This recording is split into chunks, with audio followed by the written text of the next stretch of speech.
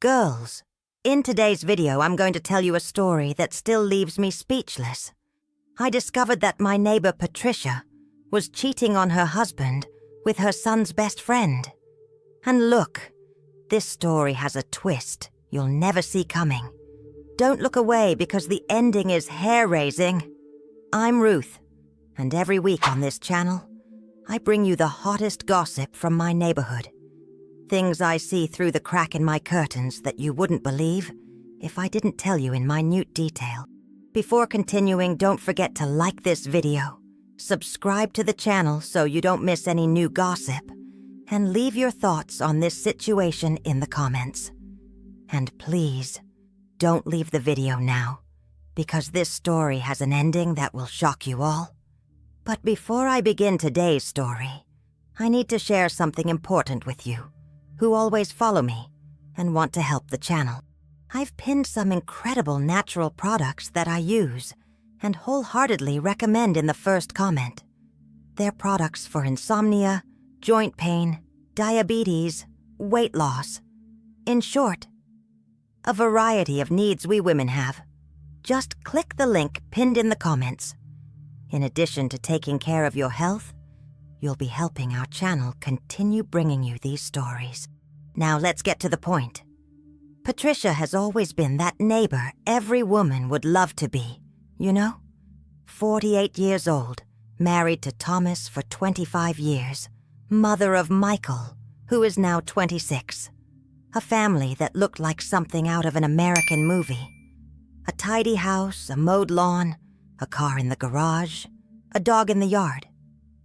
Patricia is one of those women who, even at 48, maintains her appearance very well. You know how it is. Hair always neat, nails done, elegant yet understated clothes. The kind of woman you see on the street and think, wow, she takes good care of herself. And Thomas, well, Thomas is a hard-working man, the kind who leaves early and comes back late, a little pot-bellied, a little gray, but a good provider for his family. Their son, Michael, is also a hard-working young man, working at a tech company and always pursuing his own goals. And that's where Marcus comes into the story, ladies. Marcus is 24 years old, one of those handsome, muscular young men with that smile that makes any woman feel special. He and Michael have been friends since they were teenagers, practically brothers. For years, I saw Marcus frequenting Patricia's house as if he were family. Weekend barbecues, holidays, birthdays, Christmas. Marcus was always there. Patricia treated him like a second son, you know? Always concerned about whether he was eating well, if he needed anything. It was beautiful to see. A beautiful, maternal relationship. But about 8 months ago, I started noticing a few things. At first, I didn't pay much attention. You know how it is, sometimes we see things that aren't there. But I've always been very observant, and when something changes in the neighborhood's routine, I notice it right away. First, there was the frequency of Marcus's visits. Before, he'd come mostly on weekends or when he was with Michael. But suddenly, he started showing up during the week. Always in the morning, always when Thomas and Michael had already left for work. Coincidence? Maybe. But I found it strange. Then I noticed Patricia started dressing up more. Not that she didn't take care of herself before, but it was a different kind of care, you know? She started wearing slightly more youthful clothes, more vibrant colors, and slightly more daring necklines. Her hair became blonder, her nails always impeccable, and her makeup more elaborate, even when staying at home. And there was something about the way she walked. Girls! It was as if she'd gained a new energy, a lightness she hadn't had before. You know that sparkle in the eyes of a woman in love? Yes, that's exactly what I saw in Patricia. But what really caught my attention was one Tuesday morning. I was watering the plants on the porch when I saw Marcus arriving at her house. It was around 9 in the morning, Thomas had left an hour ago for work, and Michael too. Patricia opened the door for Marcus and, wow, the hug they gave each other wasn't a mother-in-law hug, if you know what I mean. It was a long, tight hug, the kind you give someone you miss terribly. And when they parted, I swear, I saw Patricia run her hand over Marcus's face in a way that was, how can I explain it? Too affectionate, too intimate for a married woman hugging her son's friend. At that moment, a nagging feeling began to bother me. But I thought, Ruth, you're reading things where there aren't any. They've known each other for years and she's always been affectionate with him. But that image wouldn't leave my head. From that day on, I started paying more attention. And the more I watched, the more strange things I saw. Marcus started spending hours at her house. He'd arrive in the morning and only leave at lunchtime, or sometimes he'd stay until mid-afternoon. And always when Thomas and Michael weren't home, one thing that intrigued me deeply was Patricia's behavior. On the days Marcus went over, she was completely different. She hummed as she hung laundry on the line, smiled to herself, and had a joy on her face I hadn't seen in a long time. It was as if she were a little girl in love again. And you know how it is. We women have that intuition, right? When something isn't right, we feel it deep down in our hearts. And my heart was setting off alarms the whole time. One day I was washing dishes in the kitchen. My kitchen window looks directly onto their backyard. When I heard laughter, it wasn't just any ordinary laughter. It was intimate, knowing laughter, full of mischief. I craned my neck to get a better look, and there they were. Patricia and Marcus sitting at the backyard table drinking coffee, talking quietly, and laughing like lovers. The way she looked at him, girls, it was the look of a woman completely bewitched, her eyes shining, her mouth and eyes smiling simultaneously, playing with her hair as she spoke to him. And him? He looked at her as if she were the most beautiful woman in the world. At that moment, I was absolutely certain something was happening there that shouldn't be. But still, a part of me didn't want to believe it. Patricia had always been a serious, religious woman with a traditional family. How could she be doing something like this? But then, girls, something happened that cleared up all my doubts once and for all. It was a Thursday morning, and I was tidying my upstairs bedroom, which overlooks their backyard. Thomas had left for work about 20 minutes earlier, and Michael had left even earlier. I was making the bed when I heard their back gate open. I looked out the window and saw Marcus entering the backyard, as if to avoid being seen by the neighbors across the street. He was carrying a bag. It looked like he'd brought something for her. Patricia appeared at the back door, and wow, she was wearing a robe. It wasn't just any robe, it was one of those short silk robes that hug the body nicely. And her hair was down, messy, as if she'd just woken up, or as if, well, you get the idea. When he approached her at the door, I saw with my own eyes what confirmed all my suspicions. They kissed, girls. A long, passionate kiss, the kind you see in romantic movies. Her hands on his neck, his hands on her waist, the two of them pressed together like two teenagers in love. My heart was racing so hard I thought I was going to have a heart attack. Right there. I couldn't believe what I was seeing. Patricia, a mother and wife of 25 years, kissing her own son's best friend, a boy who could have been her son. They walked into the house hand in hand, and I stood there, paralyzed, unable to process what I had just witnessed. After a few minutes, I managed to recover from the shock, but my mind kept thinking, oh my God, what did I just see? From that day on, girls, I couldn't do anything but keep an eye on that house. I know it's wrong to snoop on other people's lives, but would you do anything differently? A situation like that happening right in front of us? And things became increasingly obvious. Almost every day when the men of the house left, Marcus would come. Sometimes he'd bring flowers, sometimes chocolates, sometimes wine. And always, He'd sneak in through the back so no one would see. Patricia began to change even more. She lost a few pounds, changed her haircut, and started wearing tighter, more modern clothes. It seemed she had discovered a fountain of youth. At 48, she was more beautiful and radiant than I had seen her in years. But you know what caught my attention most? It was the way she acted around her family. On weekends, when Thomas and Michael were home, she would be tense, restless, as if she were acting a role. She would smile, chat, do the housework, but she seemed like an actress playing a role. And when Marcus showed up on the weekends, along with Michael, I truly saw a spectacle.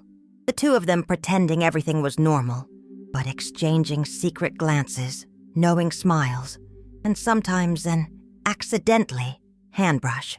It was a dangerous game they were playing right under Thomas and Michael's noses. I once witnessed a scene that gave me goosebumps. It was a Sunday afternoon, and the whole family was in the backyard barbecuing. Thomas, Patricia, Michael, and Marcus. I was on my porch pretending to read, but in reality, I was watching everything. Thomas was grilling meat.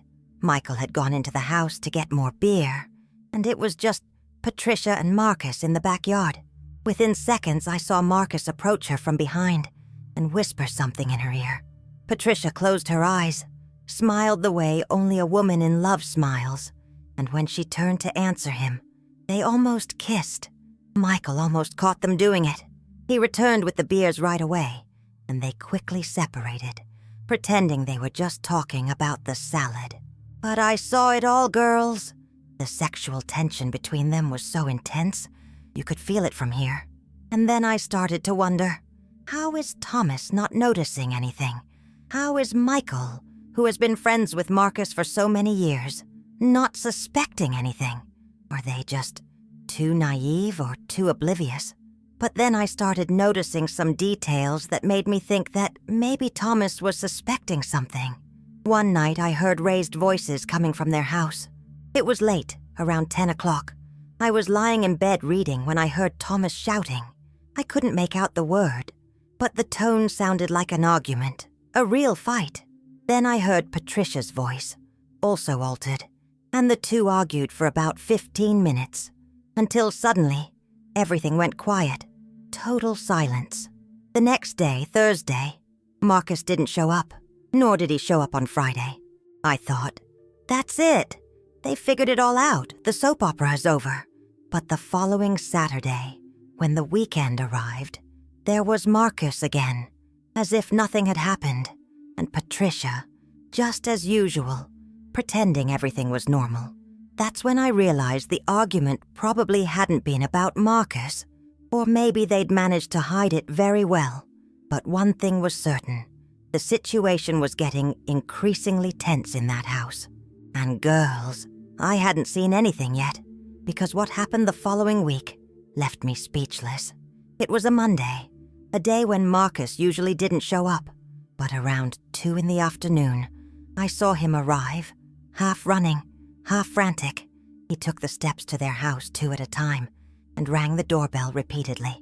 Patricia opened the door already crying, her eyes red, her face swollen from crying. When she saw Marcus, she threw herself into his arms and began to cry even harder. They stood there, hugging each other at the front door, not caring if anyone was watching. After about 5 minutes, they went inside, and I stood there, gnawing, with curiosity. What had happened? Why was she crying like that? Had Thomas found out? Was she feeling guilty? Later that day, I saw Thomas coming home from work earlier than usual. He went inside, and then came back out after about 20 minutes, carrying a small suitcase. He stayed out all night, and didn't return until the next morning. Man, I couldn't concentrate on anything anymore. My mind was focused on what was happening in that house. It was better than any soap opera on television. But what intrigued me even more was realizing that, despite all this confusion, Patricia and Marcus continued to see each other. If they'd been discreet before, now they seemed to no longer care so much about hiding it. One day I saw them leaving together in the car, in the middle of the afternoon. She all dressed up as if she were going on a romantic date. They only returned at the end of the day, laughing, talking, completely comfortable with each other. And I kept thinking, where did they go? Did they leave the city so no one would know them? Did they go to a motel? My God, what a situation. But you have no idea what I was about to discover about this whole story, because there was so much more behind this betrayal than I could have imagined. And when I discovered the real truth behind it all, girls, I was floored. But this is a story that will make you understand that things aren't always what they seem. Sometimes behind a betrayal lies a much greater pain, a wound much deeper than any of us can imagine. Girls, you have no idea what I was about to discover, because this story of betrayal has layers no one could have suspected. And what I saw in the following weeks made me understand that behind every seemingly perfect relationship, there can be secrets no one imagines. After that day, I saw Patricia crying in Marcus's arms. Things took an even more intense turn. It was as if they'd decided not to hide it anymore, as if something had definitely changed between them. The following Tuesday, Marcus arrived around 10 in the morning, carrying a bouquet of red roses. Those expensive ones, ladies, not supermarket roses. And Patricia greeted him at the door, all dressed up, wearing a new dress I'd never seen before. Low cut, very feminine, the kind that accentuates a woman's curves. What struck me most was how different she looked. She was no longer the maternal Patricia I'd known for years. She was a completely transformed woman, sensual, confident, as if she'd discovered a long-hidden version of herself. They stood on the porch talking for a few minutes, and I could tell by her gestures that she was telling him something serious.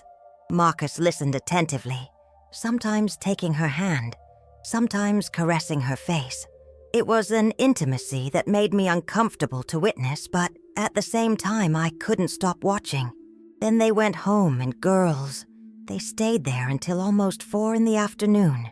Imagine what they were doing all that time. When Marcus came out, he had that satisfied smile of a fulfilled man, if you know what I mean. And Patricia? Patricia appeared at her bedroom window, which overlooks my backyard, with messy hair, wearing a robe, waving at him like a lovesick teenager saying goodbye to her boyfriend. Man, I was shocked. How could a 48-year-old mother be behaving like that? It was as if she'd gone back 20 years and completely lost her mind. But then I began to notice something that intrigued me even more. On the days Marcus wasn't there, Patricia would be sad, downcast, and lacking the vibrant energy she had when she was with him. It was as if she could only be happy in his presence. There was one day, a Thursday, when Marcus didn't show up. I saw Patricia all day looking out the window, fiddling with her phone, clearly waiting for him. She even went out onto the balcony several times to see if he was coming. She looked like a desperate teenager waiting for her crush. And when the weekend arrived and the family was all together again, the difference in her behavior was striking. It was as if she were back to that well-behaved wife and mother, but lifeless and dull. She smiled when she needed to smile, talked when she needed to talk, but it was all mechanical, devoid of real emotion. The worst part of all was watching poor Thomas try to please his wife without knowing what was going on. He brought her flowers, suggested romantic plans, and tried to be affectionate, but Patricia received it all with cold politeness, as if fulfilling an obligation. I once heard Thomas saying to Michael, "I don't know what's going on with your mom. She's been really distant lately." And Michael replied, "Oh, Dad, it must be a woman thing. You know how it is. Leave her alone and it will pass." If only they knew what was really going on. But girls, what disturbed me even more was a scene I witnessed one Friday night. It was around 8 o'clock. I was having dinner when I heard loud music coming from their house. I went to the window to see what was happening and saw something that completely ruined my appetite. Thomas was in the living room watching TV. Michael was out with his friends, and Patricia was in the kitchen, dancing alone. She was wearing a short flowing dress, one of those very feminine ones, and she was dancing alone in the kitchen while she prepared dinner. But it wasn't just any dance, girls. It was a sensual, provocative dance, as if she were performing for someone. And then I saw it. She was making a video call on her phone. She was dancing for Marcus through the phone screen. Imagine the scene. The husband in the living room watching TV, unaware of anything, and the wife in the kitchen putting on a private show for her lover online. What an embarrassing and disturbing situation. And the worst part is that Thomas even commented, "Patricia, what's all the fuss? Are you okay?" And she replied, "I'm just listening to a song I like." "Honey!" She lied to his face without blinking. After that day, I started noticing other strange things happening. Patricia started leaving the house more often, always with elaborate excuses. "I'm meeting a friend. I have a doctor's appointment. I need to take care of some business at the bank." But I'd see her leaving all dressed up, in new clothes, smelling nice and wearing makeup, as if she were going to a party. And she'd always come back late sometimes, just in the late afternoon, with that look of someone who'd spent some special moments. One time I saw her coming back in her car, but it wasn't hers. It was a car I didn't recognize, and the driver was Marcus. They stopped on the corner, kissed for a long time, and only then did she get out and walk home, as if she'd arrived on foot. What elaboration! What planning! They had a whole strategy in place to meet, without arousing suspicion. But what impressed me most was Patricia's physical transformation. In just a few weeks, she seemed to have looked 10 years younger. She lost weight, her hair was more modern, her posture changed, even her walk changed. It was as if she had awakened from a deep sleep and decided to live for the first time. And you know what I noticed? She started wearing different perfumes. Before, she always wore the same perfume, a sweet, maternal scent. Now it was a more striking, more sensual scent, the kind that lingers in the air and makes men turn to look. One afternoon I was in the garden and smelled her new perfume. I looked over and saw her passing by on the sidewalk, returning from another of her commitments. She greeted me with that radiant smile of a fulfilled woman, and I thought, how does she manage to keep up that facade? Because that was it, girls. She was living two completely different lives. During the week when she was with Marcus, she was a free, passionate, intense woman. On weekends, with her family, she was back to being the well-behaved wife and mother she always was. But I began to realize that this double life was taking its toll. Sometimes I'd see her crying alone in the garden, or deep in thought on the porch. It was as if she were living a constant internal conflict. One night I heard her on the phone, probably talking to Marcus, and she was crying. I could hear a few phrases. "I don't know how much longer I can live like this. I'm afraid of what might happen. Sometimes I think it would be better to stop all this." But the next day, when Marcus showed up, all that anguish disappeared as if by magic.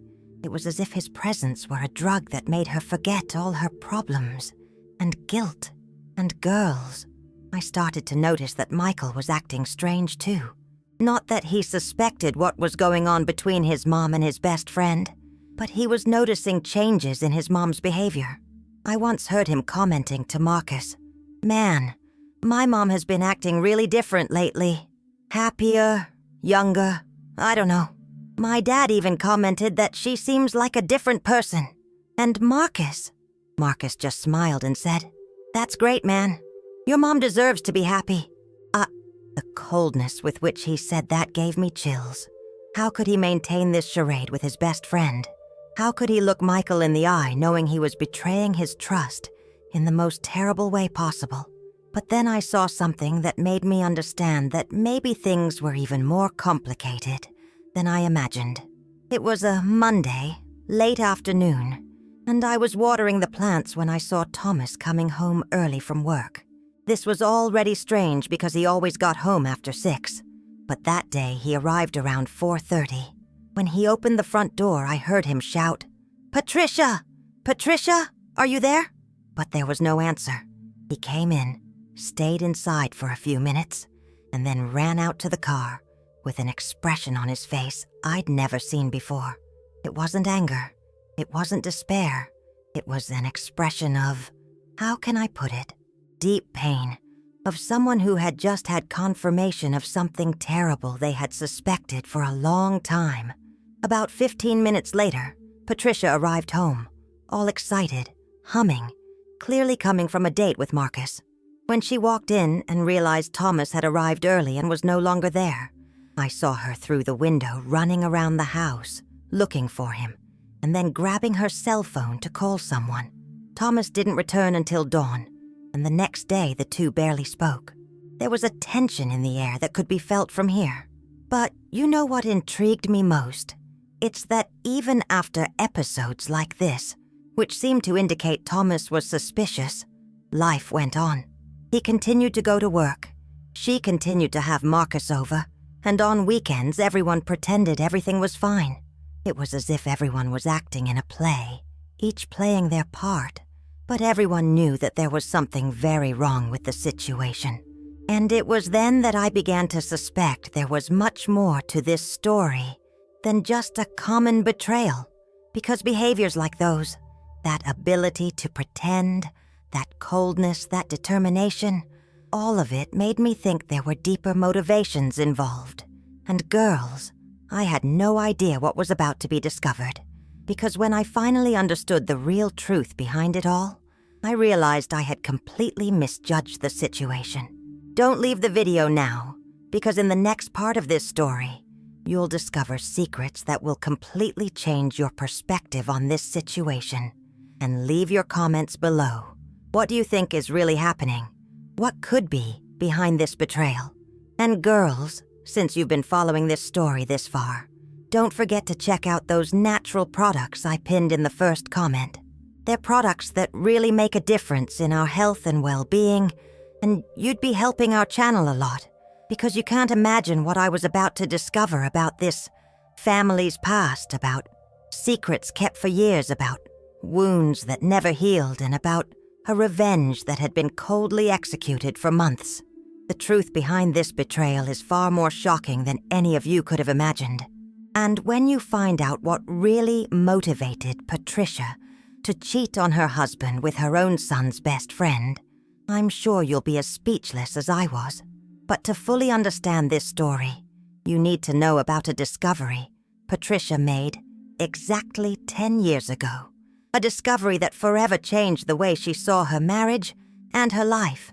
Girls, it's time for you to discover the most shocking truth about this whole story, because what I'm about to tell you now will make you understand that sometimes life is much more complicated than it seems, and that behind a betrayal there can be pain that no one can imagine. Everything changed one Thursday afternoon when I finally overheard a conversation between Patricia and Marcus that revealed years-old secrets. Secrets that explain everything you've seen so far. It was around 2 in the afternoon, and they were in her backyard, sitting at that little table right next to the fence that divides our backyards. I was in my garden, bent down tending to the plants, when I heard Patricia's voice, more agitated than usual. "Marcus, sometimes I wonder if we're doing the right thing," she said, and for the first time in months, I heard uncertainty in her voice. 10 years, Marcus. 10 years of me pretending I didn't know anything. 10 years of swallowing this humiliation. And then, girls, Marcus said something that made me stop everything I was doing. "Patricia, you can't go back now. After everything Thomas did to you, after how he cheated on you with your own sister, he deserves to pay for this." Guys, I almost fell over when I heard that. Patricia's own sister. What the hell was that? Patricia started to cry, and then she told a story that gave me chills from head to toe. When I found out that Thomas had been having an affair with Michelle for 10 years, I thought my world had ended. My own sister, Marcus, the person I trusted most in the world, besides my husband. And Marcus replied, "And what did you do? You pretended you didn't know anything. You continued to be the perfect wife. You continued to invite Michelle to Sunday lunch. You continued to act like a fool to keep the family together. I was scared," she continued, crying. "Michael was just a teenager at the time. I didn't want to destroy his family. And I believed they would stop, that it was just a phase, that Thomas would realize the mistake he was making. Girls, I was in total shock. Patricia knew about her husband's betrayal 10 years ago and never said anything, and with her own sister.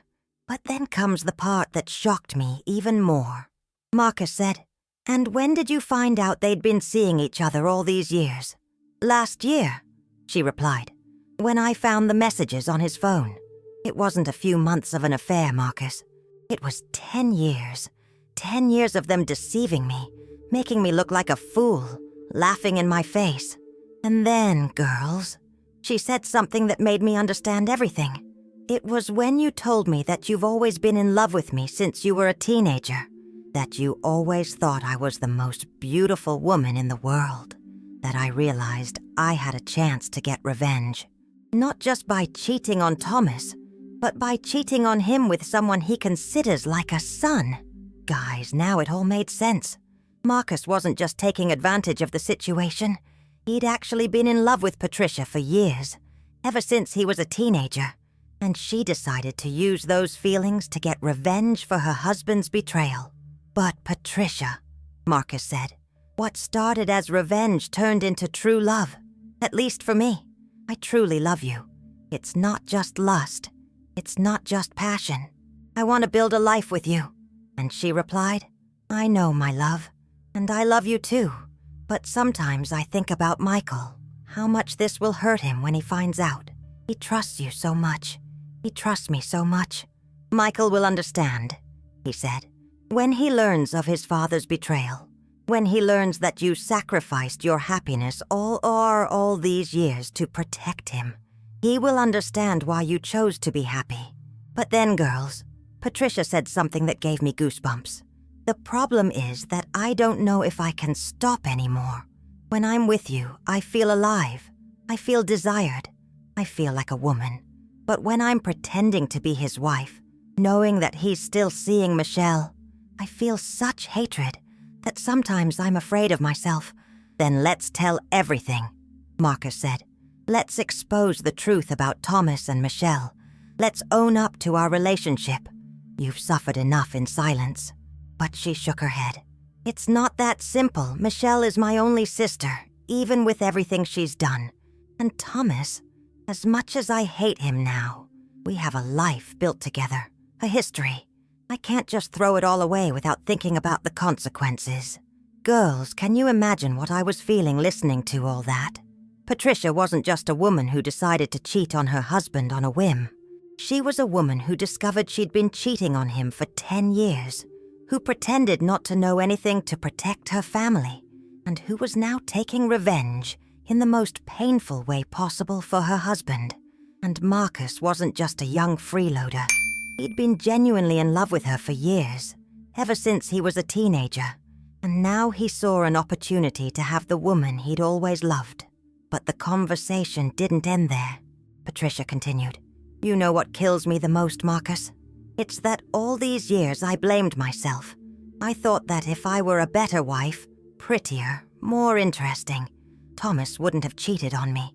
I hated myself for not being enough for him.' 'You were always more than enough,' he said. 'The problem was never you, Patricia. The problem is that Thomas is a coward who didn't know how to appreciate the incredible woman he had at home. And you know what's most ironic?' she continued. 'Michelle was always jealous of me. Ever since we were kids, she competed with me for everything. And when I married Thomas, I thought she had finally accepted that I was happy. But in reality, she was planning to destroy my happiness.' Guys, imagine this woman's pain, discovering that her husband and sister had been conspiring against her for 10 years. But then Marcus asked something that made me understand the situation even better. 'And when do you plan on telling Michael about his father?' 'I don't know yet,' she replied. 'Michael idolizes his father. To him, Thomas is the most upstanding man in the world. How can I destroy that image? But he deserves to know the truth,' Marcus insisted. 'And when he does, He'll understand why you chose to be happy with me. He'll understand that it's not cheating when you've already been cheating on him for years. And then, girls, Patricia said something that made me see the whole situation in a completely different way. Marcus, I'm not cheating on my husband. I'm freeing myself from a marriage that has been dead for 10 years. I'm choosing to be happy for the years I have left, instead of continuing to pretend to be a beloved wife to a man who has never respected me. At that moment, I understood that I wasn't witnessing just an ordinary betrayal. I was seeing a woman who decided to take control of her own life after years of being humiliated and deceived. But the conversation revealed even more shocking details. Marcus said, "Remember when you told me you sometimes heard Thomas talking to Michelle on the phone when he thought you were asleep?" "How can I forget?" she replied bitterly. "He said things to her that he never said to me. He said she was the love of his life, that he regretted marrying me, that he only stayed married because of Michael." Girls, can you imagine the pain of a woman hearing her husband say these things to her own sister? How could she pretend she didn't know anything all these years?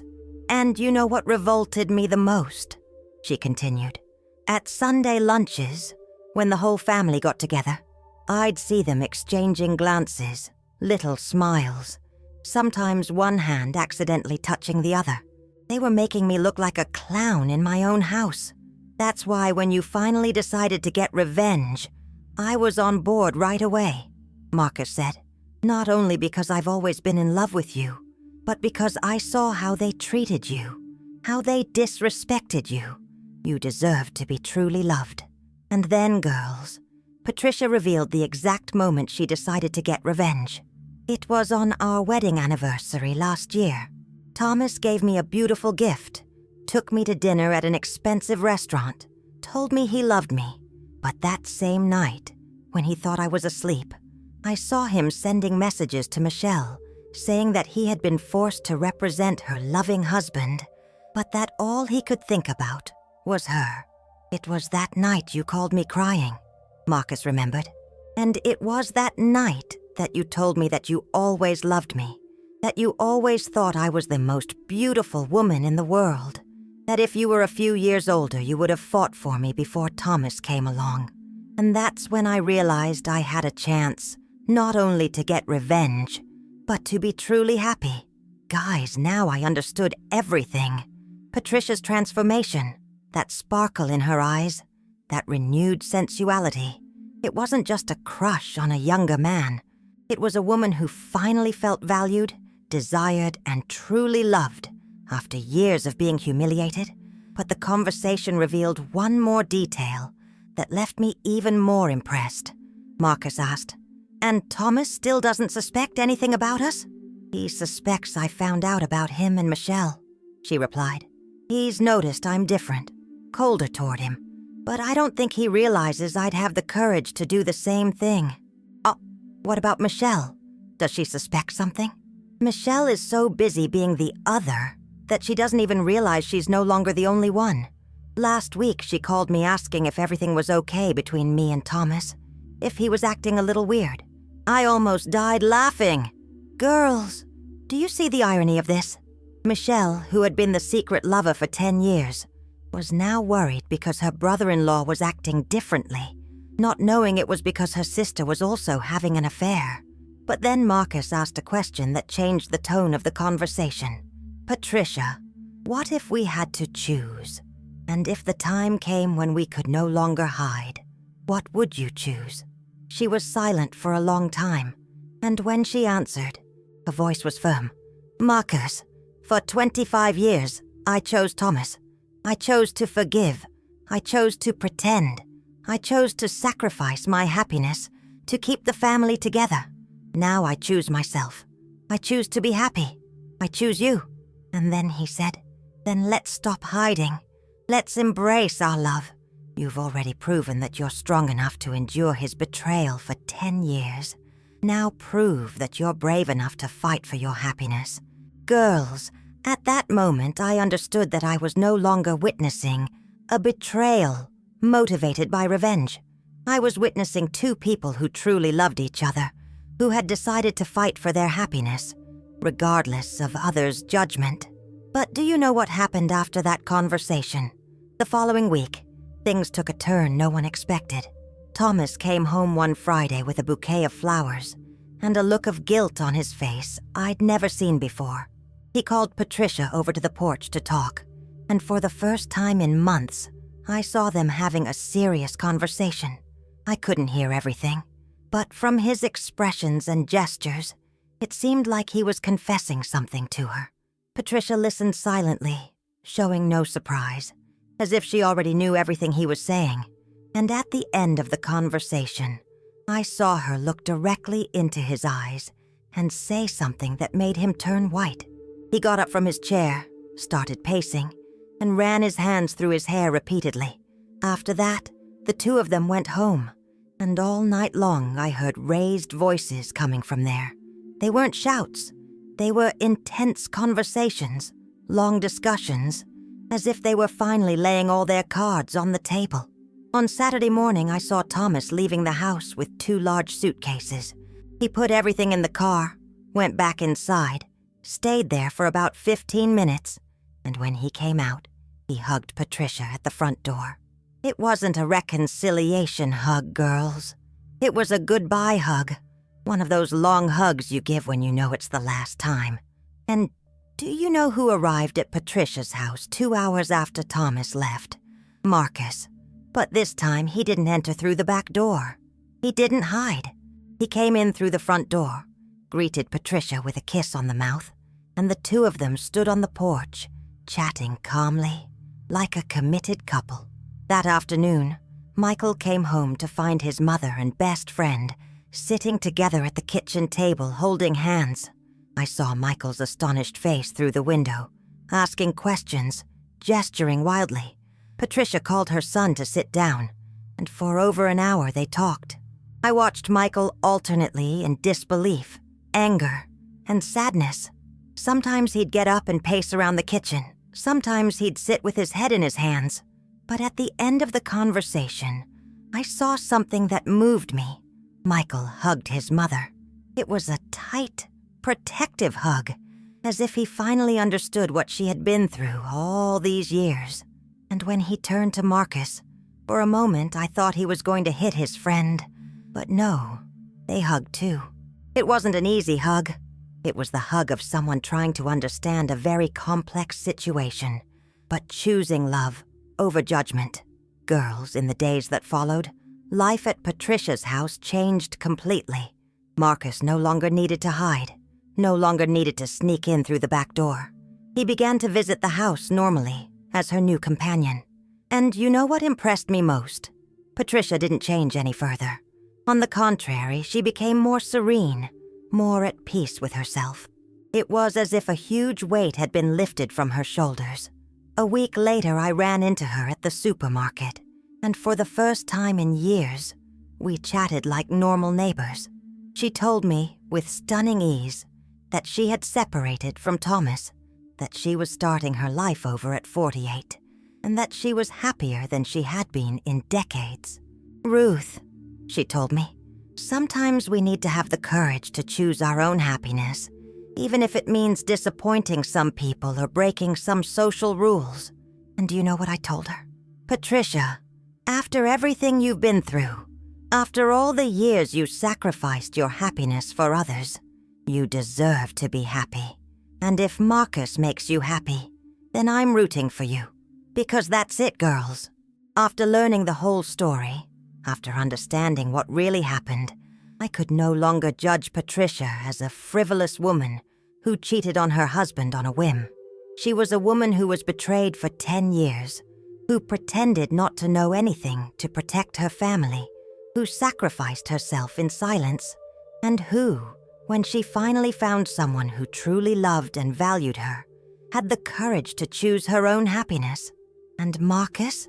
Marcus wasn't a profiteer who seduced a married woman. He was a man who had always loved Patricia in silence, who had watched her suffer for years, and who, when he had the opportunity to make her happy, didn't hesitate to commit to that love, even knowing the consequences. Today, 3 months after all this, I see Patricia and Marcus living like a normal couple. They go out together, have visitors, and Michael comes home regularly. It's a different, unconventional family, but a happy one. Thomas? Thomas moved to another city, and from what I hear, he finally committed to his relationship with Michelle. Ironic, isn't it? He, who cheated for 10 years, now has to deal with society's judgment for leaving his perfect wife to be with his sister-in-law. And you know what I learned from this whole story, girls? It's that real life is much more complicated than it seems.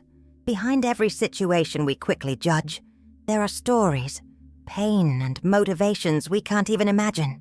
The Patricia I saw as a woman who was cheating on her husband out of lust was actually a woman who was freeing herself from a lying marriage and choosing to be happy for the years she had left.